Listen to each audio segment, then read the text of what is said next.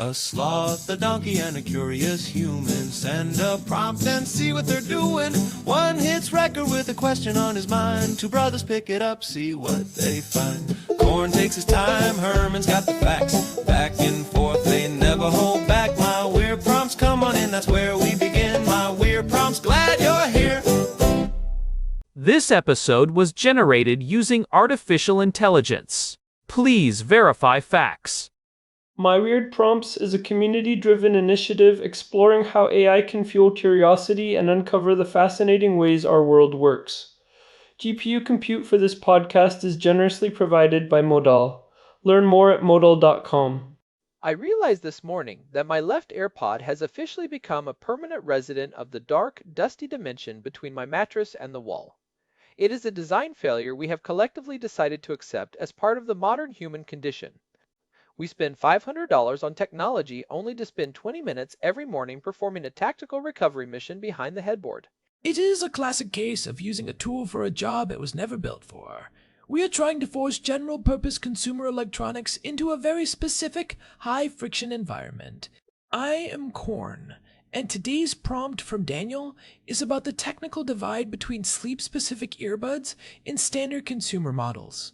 Our hardware needs shift significantly when we move from being upright and active to being horizontal and drifting off to a podcast.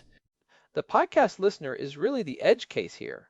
Most people think of sleep audio as just white noise or rain sounds, which is very forgiving. If the audio quality dips or the bud slips, it does not matter as much. But if you are trying to catch an hour of a deep dive history show while your head is mashed into a pillow, the requirements for vocal clarity and physical comfort are much higher. You are not just looking for a noise machine, you are looking for a wearable speaker that can survive a wrestling match with a pillow. The primary issue most people ignore is what the medical community calls chondritis, and more specifically, a form of pressure necrosis. Your ear is not just a hole for sound, it is a complex structure of cartilage and skin with very little padding. When you press a hard plastic shell like an AirPod Pro against the antihelix of your ear for 6 or 7 hours, you are essentially cutting off the microcirculation of blood flow to that cartilage. I have definitely woken up with that dull, throbbing ache where it feels like my ear has been clamped in a vise. It is not just annoying, it is actually damaging the tissue over time. If you do that every night for a year, you are looking at chronic inflammation. Is your current earbud actually sabotaging your sleep hygiene? For most of us using standard buds, the answer is a resounding yes. Standard earbuds are designed with a stem or a bulky external housing that acts like a physical lever. When you are a side sleeper, the pillow pushes against that lever, which then pivots and drives the tip directly into your sensitive ear canal. This is why the specialized sleep market has moved toward a flush-fit, ultra-low profile design. We are talking about a total shift in mechanical engineering. The goal is to have the device sit entirely within the concha of the ear so that nothing protrudes past the tragus. If you lay your head down on a firm pillow, the pillow should hit the side of your head and your outer ear, not the earbud itself. This requires a massive reduction in component size. Companies like Soundcore and Ozlo are currently dominating this space because they have solved the physics of the side sleeper. The Soundcore A30, which really became the benchmark after its release in early 2025, has a profile of only about 4 millimeters. It is essentially a tiny, soft-coated pill that disappears into the ear. When you compare that to the bulky housing of a Sony or an Apple Bud, the difference in displacement is staggering. I noticed the material science has changed significantly too. We are seeing a move away from the standard hard plastics. They are using double-seal silicone tips and very flexible wings rather than rigid structures. How much of that is about pure comfort versus the mechanical necessity of keeping the bud from falling out while you toss and turn? It is both, but the stability is the harder engineering challenge. Your ears actually change shape slightly when you shift positions or open your mouth. Sleep buds use that outer ear geometry, specifically the ridge of the antihelix, to lock the device in place using soft silicone wings. It provides a secure fit without adding the outward pressure that causes the necrosis we mentioned earlier. However, the massive trade-off here is battery density versus physical size. Right, because if you want a device to be that small and that flat, you are losing the internal volume required for a massive battery. Yet, for a podcast listener, these need to last at least 8 hours to cover the full sleep cycle and the morning alarm.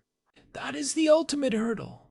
The Soundcore A30 is the current mid-range king because it managed to hit 10 hours of continuous playback in that tiny form factor. If you go much smaller, you end up like the older generation of sleep buds that would die at 3 in the morning and emit a loud, piercing, battery-low alert right into your brain. That is the ultimate betrayal. Being woken up at 4 a.m. by a cheerful robot voice telling you it is tired and needs to go to its case. It completely defeats the purpose of a sleep aid. Moving from the hardware design to the actual audio experience, we have to look at the engineering of the drivers themselves. Most consumer speakers are tuned for music with what we call a smiley face, EQ curve, which means they boost the bass and the treble. Is that what we want when we are trying to sleep? Not at all. We actually touched on this in episode 725 when we discussed choosing the best podcast speakers. For sleep-specific earbuds, the tuning should be mid-range focused. You want the human voice to be crisp and intelligible even at very low volumes. You do not need a heavy sub-bass response for a deep dive on Roman infrastructure. In fact, heavy bass can be physically jarring during the lighter stages of sleep, and can even spike your heart rate. It seems companies are finally realizing that sleep audio is a speech-first medium. But what about noise management? Is active noise canceling actually a good thing in a sleep context? There is a significant debate there. ANC is great for a pressurized airplane cabin, but for sleep, the digital processing can create a pressure feeling in the inner ear that many people find distracting in a quiet room. Many high-end sleep buds, like the Ozlo sleep buds, prioritize passive isolation instead. They use a high-quality physical silicone seal to block noise and then layer on masking sounds that are specifically tuned to cover external noises like snoring or traffic without the digital artifacts of ANC. It is a more organic approach to silence, but we have to address the health risks that the Cleveland Clinic and other experts keep bringing up. They have mentioned earwax impaction and moisture trapping as major concerns. Sealing your ear canal for 8 hours every night creates a literal greenhouse for bacteria. It is a very real risk that people ignore until they have an infection. Blocking the canal prevents the natural migration of earwax and traps humidity against the eardrum. This is why a strict cleaning routine is mandatory.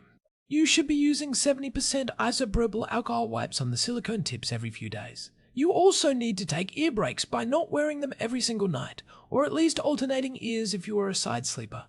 I remember we discussed the single ear solution in episode 875 for situational awareness, but doing that for sleep can actually create uneven pressure on your jaw and neck.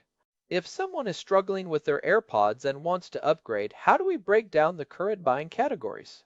On a budget, the Soundcore A20 is still the entry point. It is reliable and small. For the best balance of size, battery life, and features, the Soundcore A30 is the current mid-range benchmark. If you have a partner who snores, or you live in a noisy city and you need serious medical-grade noise masking, the Ozlo Sleep Buds are the high-end choice. They are built on the legacy of the original Bose sleep tech, but with much better connectivity for streaming your own podcasts. The Ozlo ones are interesting because they were started by the original Bose engineers who refused to let the technology die. It is a specific niche of people who will pay $250 to sleep better, but when you consider that sleep quality dictates your entire next day, it is a relatively cheap investment in your long-term health. Before we look at the specific brands, let's talk about the safety protocols you absolutely cannot ignore. Audiologists recommend the 60-60 rule. Keep the volume below 60%, which is usually around 70 decibels, and set a sleep timer so the audio isn't running for more than 60 minutes after you drift off. I always think I want the podcast to keep going all night, but my brain doesn't actually need the input once I'm in REM sleep. It just becomes background noise that can fragment your sleep cycles. Your brain still processes that sound even when you are unconscious. If a podcast host laughs suddenly or there is a loud transition, it can spike your heart rate and pull you into a lighter sleep stage even if you don't fully wake up. A sleep timer is the single best thing you can do for your sleep hygiene. If earbuds just aren't working for someone, what about the Bluetooth sleep headbands? They seem to be gaining a lot of traction lately. Those are a solid, non-invasive alternative. They are essentially fleece sweatbands with ultra-thin speakers tucked inside. They don't trap moisture in the canal. They don't cause chondritis because there is no hard plastic, and they are impossible to lose in the sheets. The audio quality is lower because you lack a direct seal, but for spoken word, they are often more than enough. So, the final verdict is to prioritize a flush fit for your cartilage, maintain a strict cleaning routine with alcohol wipes for ear health, and use a sleep timer for your brain. It is a three-pronged approach to not waking up miserable. And for the love of your sanity, stop taking your AirPods out from behind the headboard. Your ears and your stress levels will thank you. I am sold on the A30. The idea of not having a plastic stem digging into my head is worth the price alone. You often don't realize how much discomfort you were tolerating until it is finally gone.